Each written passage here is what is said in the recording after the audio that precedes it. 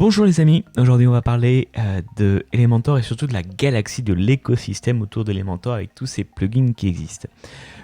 Deux petits mots, parce que je sais bien que c'est pas le plus important, mais sur le format qui évolue légèrement, en tout cas c'est un nouveau format que je vous propose ici. C'est un format un petit peu comme un live où je vais commenter, voilà, on va parler ensemble de petites choses. Et là, je voulais absolument vous présenter cet article que j'ai parcouru rapidement hier. Mais j'aimerais ensemble qu'on prenne le temps de le regarder parce qu'il est juste exceptionnel. Et du coup, plutôt que d'avoir à réinventer la roue, et en plus c'est quelque chose que je voulais faire, mais je vous avoue, j'avais pas eu le temps. Ils l'ont excessivement bien fait, ça. Donc on va regarder ensemble, et bien sûr, je vais les créditer juste en bas dans la description, et on va parcourir leur article. Alors c'est en anglais, c'est aussi pour ça que je me suis dit que c'était intéressant de vous donner un petit peu mon ressenti pour ceux qui peut-être ne pourraient pas forcément comprendre l'anglais, et c'est quelque chose que je voulais faire depuis longtemps. C'est vraiment un comparatif de toutes les extensions qui existent, qui existent autour d'Elementor. Il y en a une centaine, en tout cas eux dans leur étude ils en ont vu une centaine, donc c'est un énorme travail, encore merci de l'avoir fait. Et donc je suis impatient de regarder, de commenter avec vous leurs conclusions autour de tout cet écosystème de plugins Elementor. Vous êtes prêts? Allez, on est parti, on regarde ensemble ce dont il est question.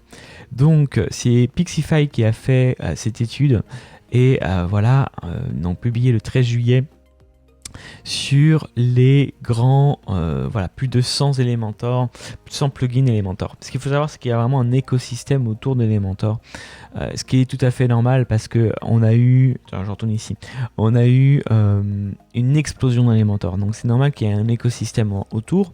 Et donc, juste pour bien préciser, ce qui a été analysé ici, c'est les widgets. Les widgets, c'est ce que vous allez déposer de votre colonne de gauche vers la droite. Il y a un écosystème qui s'est monté dans l'écosystème, parce que Elementor c'est déjà en soi un écosystème, autour de tous ces plugins qui peuvent parfois ajouter dans l'écrasante majorité des cas des widgets, qui parfois font d'autres choses, ajoutent des fonctions en plus à l'éditeur d'Elementor, et qui parfois, c'est un peu plus rare, font les deux. Voilà un petit peu sur ce que c'est avant de commencer cette étude. Donc ce qu'on peut regarder déjà, on regardera les keysfingers un petit peu après, on va parcourir l'article. Justement, des widgets en moyenne, on en a 47, donc ce qui prouve déjà que on en a beaucoup, hein. C'est l'idée et c'est ce qui est ici un petit peu dit, c'est qu'en gros, on en a pour notre argent. Il faut faire payer et avoir le maximum de widgets possible, notamment pour les gens qui n'auraient pas forcément Elementor Pro, qui n'auraient pas de widget et qui veulent acheter un plugin. Il y a un vrai sujet ici, et c'est un des sujets que moi j'aurais pris aussi en faisant cette étude-là.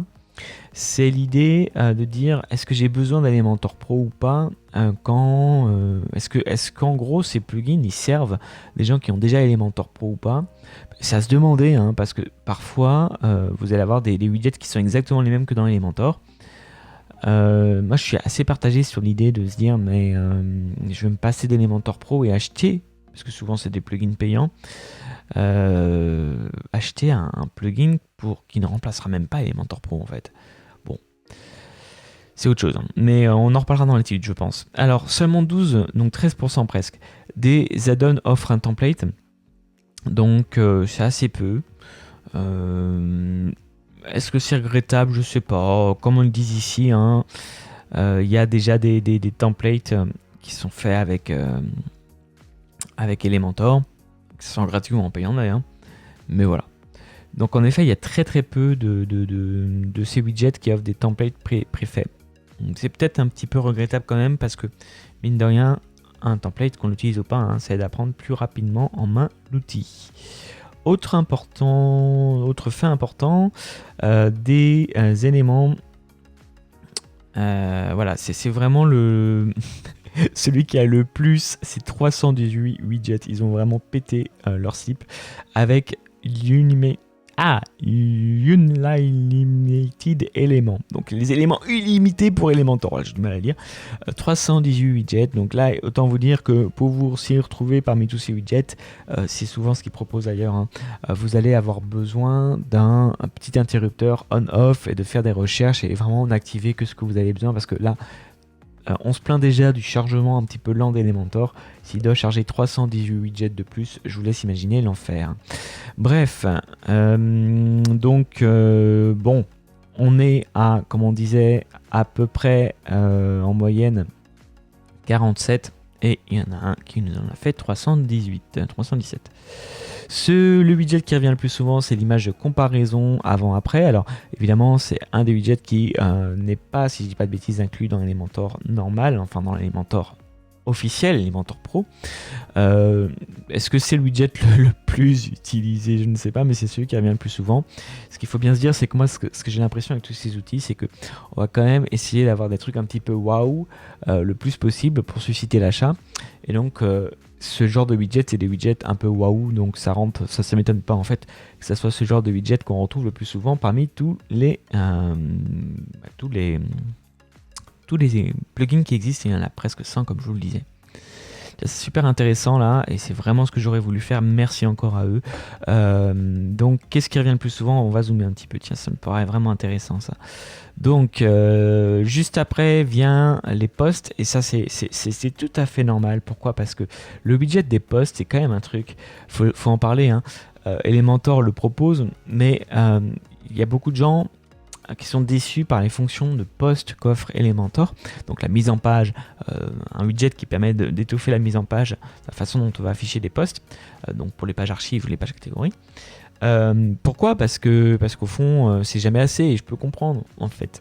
Je peux comprendre parce que c'est quand même une partie cruciale, le blog, et du coup, c'est bien que ça soit parmi les choses les plus utilisées. Tiens, petit rechargement de page, je ne sais pas ce qui se passe, on est en direct. Enfin, on n'est pas en direct, mais on a enregistré une connexion de direct, voilà. Je l'en mets ici.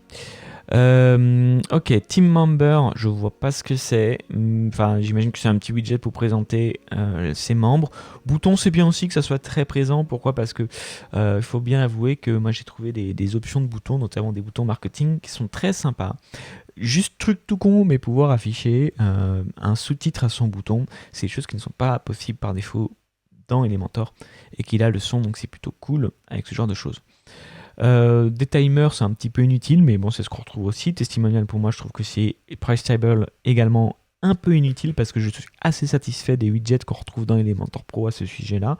Pour moi, il n'y a rien, contrairement au premier, hein, contrairement à un post par exemple ou au bouton, il n'y a rien à ajouter. C'est un avis personnel, mais je trouve que ça a très bien fait. Les textes animés, en revanche, pourquoi pas, parce qu'il y a des choses qui sont proposées peut-être complémentaires. La seule remarque que j'ai à faire par rapport à ce que j'ai pu tester, c'est que parfois les tests animés en widget, ils bug un peu. Mais bon, voilà. Accordéon, je vois pas l'intérêt, ça existe déjà. Image galerie aussi, d'autant que l'image galerie a été grandement améliorée par Elementor ces derniers temps.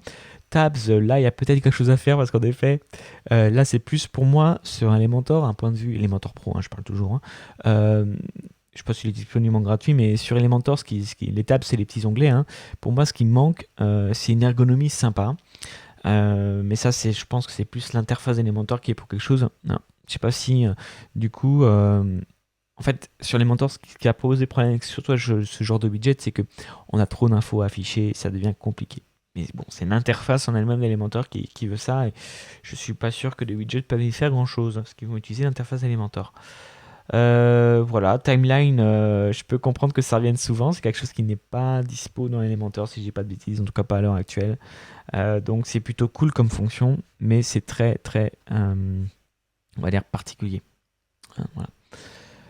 Ok, ça c'est très intéressant aussi, c'est quelque chose, je ne sais toujours pas pourquoi Elementor l'a pas fait, et qui est disponible du coup, une des fonctions qui est plutôt sympa avec notre ami, nos amis plugins, c'est l'idée de pouvoir connecter en fait votre widget à d'autres outils. Et donc celui qui revient le plus souvent, c'est Contact Form, ce qui est normal parce que les gens qui ne veulent pas acheter Elementor Pro n'ont pas de superbes options de contact. Ça devient vraiment bête aujourd'hui, je trouve, de ne pas installer Elementor Pro pour ça, parce que maintenant le formulaire d'Elementor Pro est juste génial. Ils ont encore ajouté des fonctions, ils vont encore le faire de plus en plus, notamment, je vous envoie vers ma vidéo sur les steps, donc les étapes qu'on peut ajouter à des formulaires. Donc on se rend compte que en gros, ouais, les 5 premiers plugins sont des plugins qui sont connectés, quand c'est le cas, à des formulaires.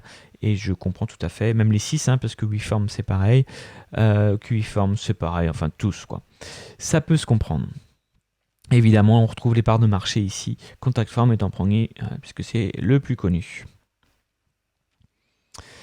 Seulement 45% de tous ces plugins, donc des 100 plugins, offrent des options complémentaires, et non pas simplement des widgets, mais des options complémentaires. Est-ce que c'est une bonne chose ou pas? Je sais pas. Franchement, moi, sur les options complémentaires, je vous avoue, je les ai très rarement utilisées. Je vois pas énormément d'intérêt, sachant que Elementor, pour ça, est très complet, et justement en version gratuite également. Donc, ce que vous payez sur Elementor, c'est des widgets surtout. Donc je vois pas l'intérêt, ça me choque pas qu'il manque la moitié qu'ils le fassent du coup. Quelles options en tout cas sont ajoutées quand c'est le cas? C'est du contenu dynamique. Alors ça, sachez que ça existe déjà dans Elementor, hein. Mais voilà.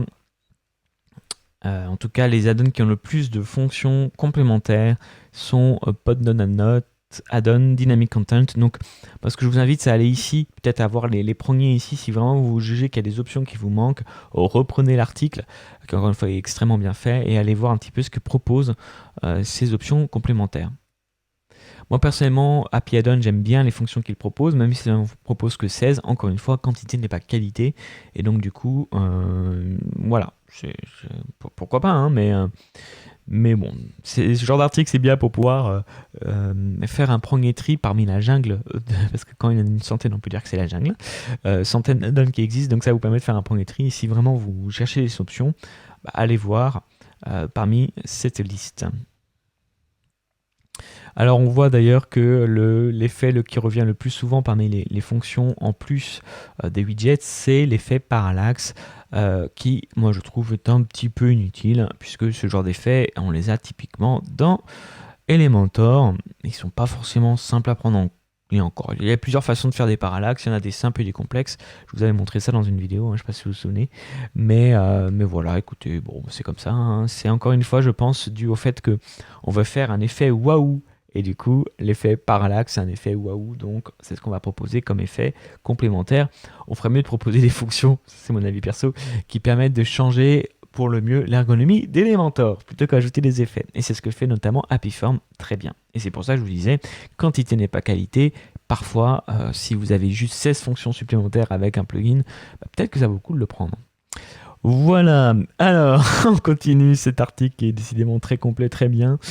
Avec ici près de 57%, presque 57% de ces plugins ont une documentation. Parfait, c'est vrai que ça aide à prendre en main un petit peu. Par contre, évidemment, la documentation est réservée, c'est toujours un petit peu regrettable, en priorité aux add-ons payants et pas forcément sur les versions gratuites ni même freemium. 42% des add-ons ont un changelog.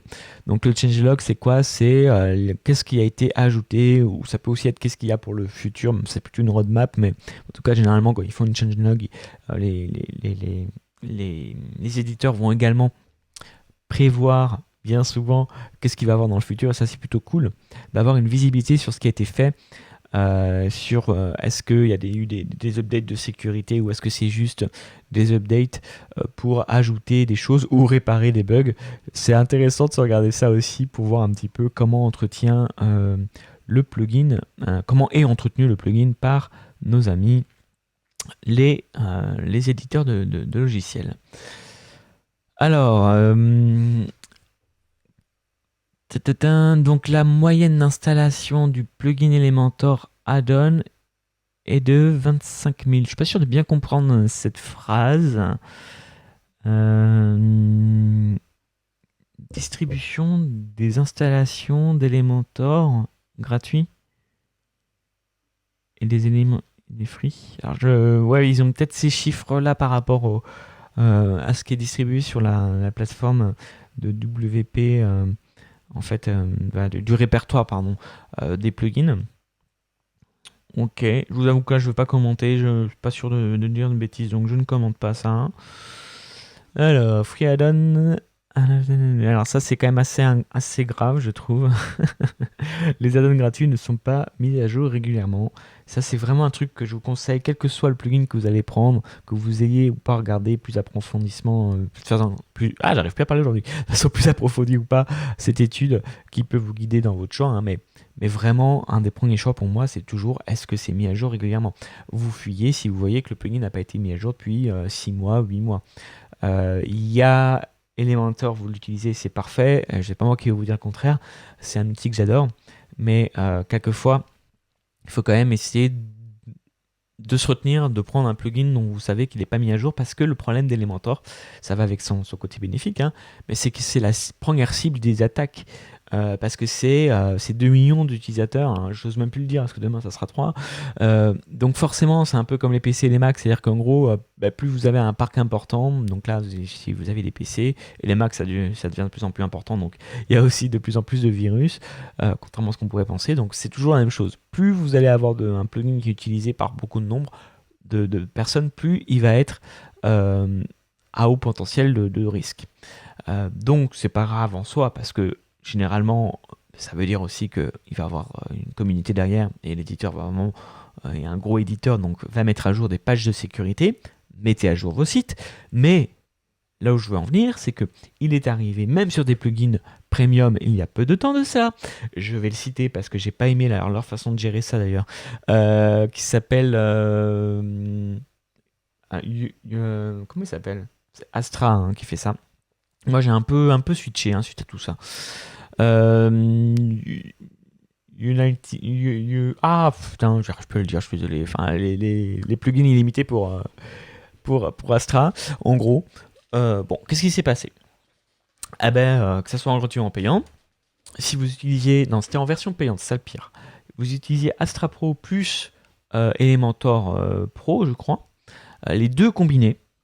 Et troisième chose, vous aviez votre site dont on pouvait une option qui disait que les gens pouvaient s'enregistrer. Tout ça, ça créait une faille en fait. C'est pour vous dire, mettez à jour vos sites régulièrement parce que cette faille-là, elle a vraiment été vicieuse et compliquée, complexe à enlever. Je trouve que cet éditeur a très mal joué sa carte parce que bon, ils ont mis un petit peu de temps, mais bon, ça c'est pas forcément de leur faute, mais à mettre un patch et surtout. Ils ont fait payer ça très cher, le fait d'enlever leur propre faille en fait pour les gens qui s'étaient retrouvés infectés. J'ai pas trouvé ça très cool de leur part. Hein, les gens vont dire business is business, mais bon, c'est comme ça. Bref, parenthèse fermée. Mettez à jour vos plugins et essayez de fuir le plus possible les plugins qui sont gratuits et pas mis à jour, et même payants et moins mis à jour. C'est pas parce qu'il est payant que c'est forcément protégé. Voilà, c'est tout ce que je peux vous dire. S'il est payant, quand même plus de risque, plus de chances, pardon, qu'il soit régulièrement, j'ai du mal aujourd'hui, mis à jour parce qu'il y a une équipe derrière, mais ce n'est pas une certitude non plus. Donc, quoi qu'il en soit, mettez à jour tous vos plugins le plus souvent possible et essayez de fuir les plugins qui ne sont pas mis à jour régulièrement. Et moi, ce chiffre-là, il me fait peur, quoi, quand je vois que c'est ouf, quoi. La fréquence des plugins gratuits est de 4,5 mois, mais c'est énorme. Une fois tous les 137 jours. C'est ouf. C'est ouf. Bon. Alors, ça veut pas forcément dire qu'il va forcément avoir des failles à chaque fois, hein, si le plugin est bien conçu à la base, mais quand même, quoi. Si c'est un argument commercial pour dire prenez la version payante, je trouve ça vraiment petit. Voilà. Ok, et en tout cas, elle est sur cette moyenne de 137, elle tombe à 52 pour des plugins payants. Alors, souvent, ce qui va se passer, c'est que vous avez une version gratuite ou freemium, et la version payante, du coup, elle est plus mise à jour.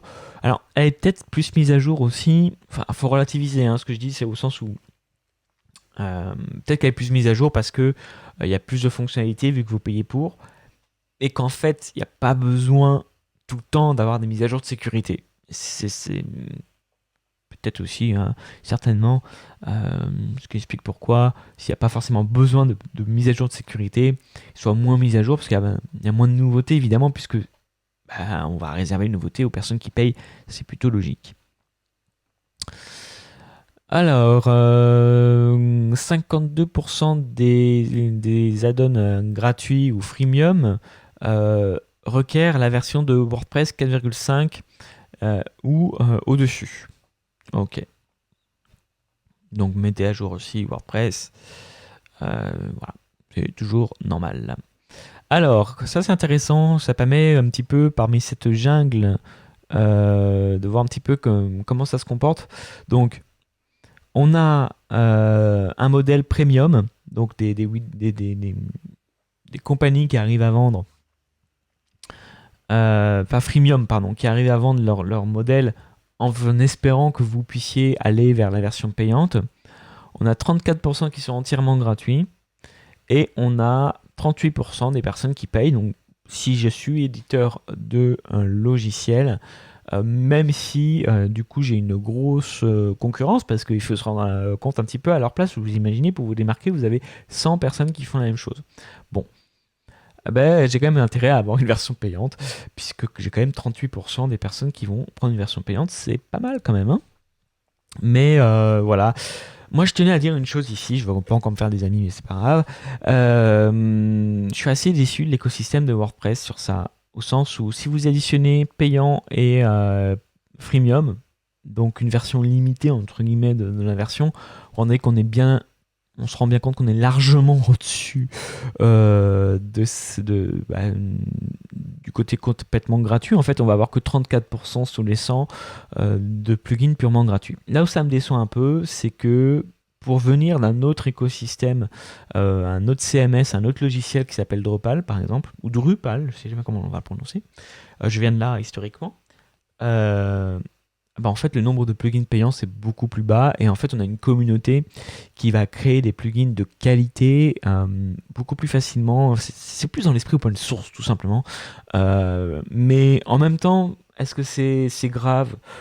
Non, hein, chacun fait son beurre comme il peut. Et je veux pas critiquer ça, mais c'est juste une tendance que j'ai remarquée sur WordPress. Il y a quand même beaucoup, et les chiffres le confirment là, de plugins qui sont freemium ou payants. Il y a assez peu qui sont 100% gratuits. Voilà, écoutez, c'est comme ça, c'est un fait, c'est pas grave en soi, il y a aussi des bons plugins gratuits, heureusement, il faut les soutenir, il faut faire la com autour.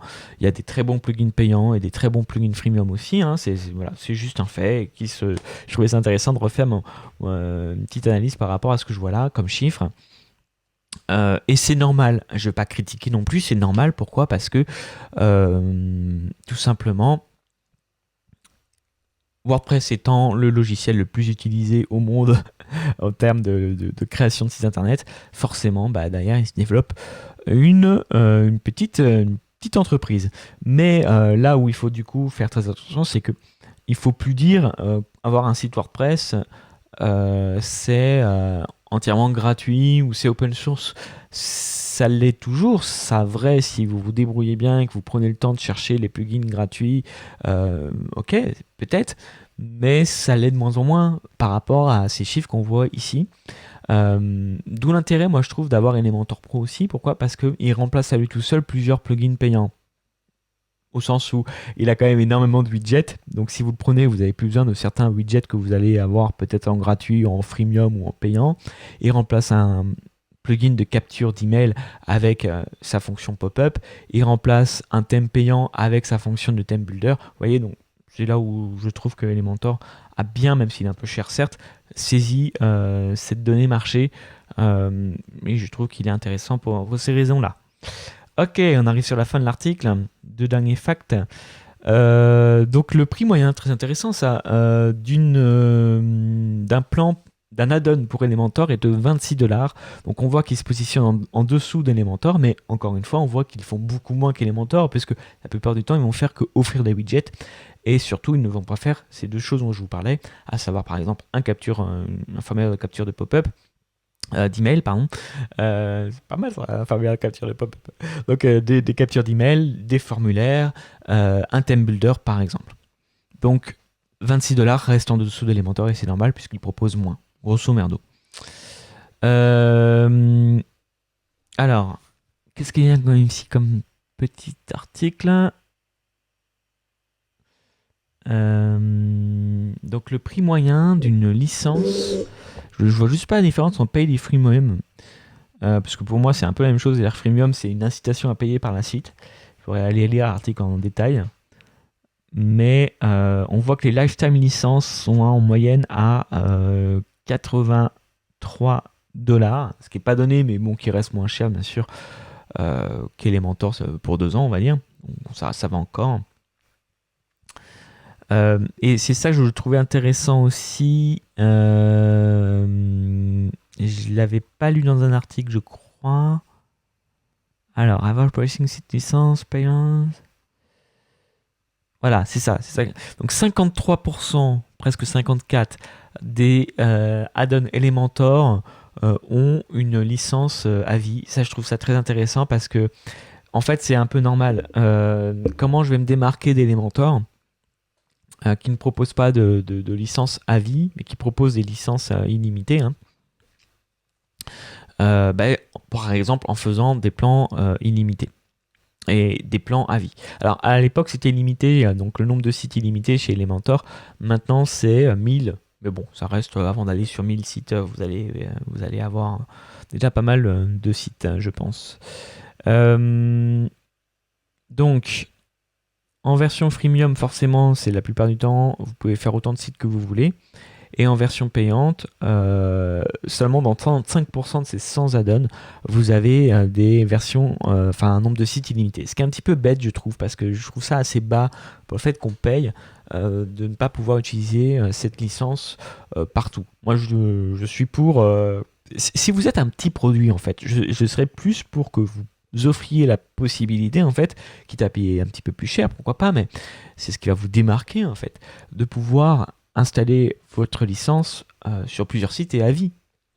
Voilà, ça serait plus... je comprends bien qu'ils sont dans une démarche d'avoir un business model qui soit le plus rentable pour eux possible, hein, donc ils vont évidemment pas tous proposer ça, mais c'est une bonne façon de se démarquer, je trouve, d'Elementor. Après, je ne suis pas du tout dans le domaine, donc je ne pourrais pas leur donner de conseils alors que j'ai jamais fait de plugin. Je parle ça juste d'un point de vue consommateur, en fait, hein.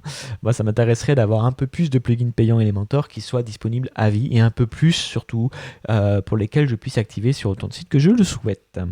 Des fois, j'ai même pas cette possibilité-là et je trouve ça assez frustrant. Voilà ce que je pouvais vous dire. Alors c'est super intéressant aussi. Je sais même pas comment ils ont fait pour avoir ces stats-là. Mais du coup, le nombre de sites qu'on peut avoir, selon que ce soit gratuit ou payant, qui sont faits, hein, ou en illimité également. Donc super intéressant. On va juste retourner au début, si vous voulez bien. Il y a beaucoup de choses à dire sur cet article. Encore une fois, je vous mettrai l'article en bas. Alors, les choses à retenir. Le nombre moyen de plugins Elementor, c'est 47, de widgets dans tous ces plugins, c'est 47. Il y a le meilleur, justement pas, ça veut pas dire. Celui qui a craqué son slip, qui a fait 318 widgets, c'est un truc de fou, c'est là aussi on voit la concurrence. Quantité n'est pas forcément qualité, pourquoi pas, peut-être que du coup il va avoir dans celui-ci, il s'appelle Unlimited, j'arrive vraiment pas à le dire, Elements for Elementor, donc lui on propose 318, donc à voir si du coup par rapport à cette quantité pharaonique, il n'y aurait pas des choses que vous ne trouverez nulle part ailleurs. Essentiel add-on, et c'est l'add-on le plus utilisé parmi les add-ons gratuits avec près de 600 000 installations.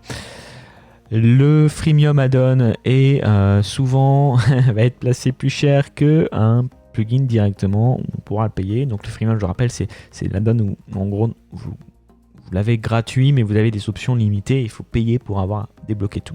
Intéressant ça aussi comme chose. C'est gratuit, mais quand c'est gratuit, c'est plus cher, n'est-ce pas? Les add-ons payants qui dominent le marché avec ceux qui dominent le marché avec 38%, et les free add-ons, donc complètement gratuits, ne sont qu'à 34,3%.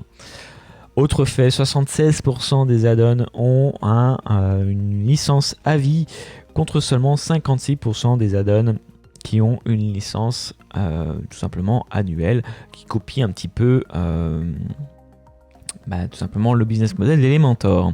Seulement 13%, on va dire, des add-ons ont des templates avec leurs widgets, avec leurs plugins, ce que je trouve un petit peu regrettable.